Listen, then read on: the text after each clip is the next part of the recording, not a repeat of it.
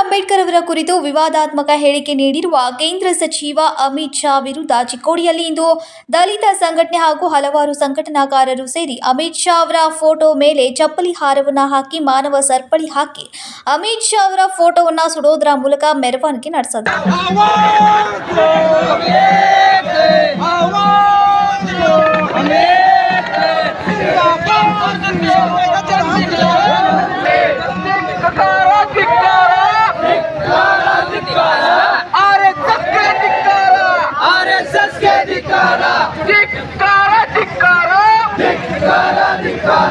BJP सरकार की धिक्कार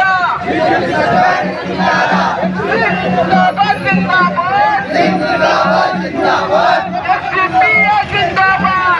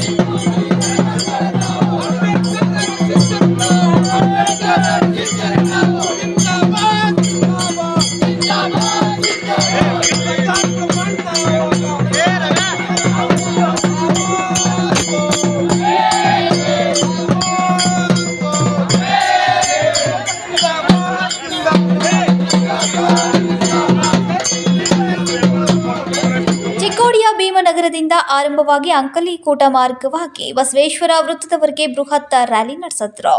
ಉದಯ್ ಹೊಸ್ಮನಿ, KFM ಕನ್ನಡ ನ್ಯೂಸ್, ಚಿಕ್ಕೋಡಿ.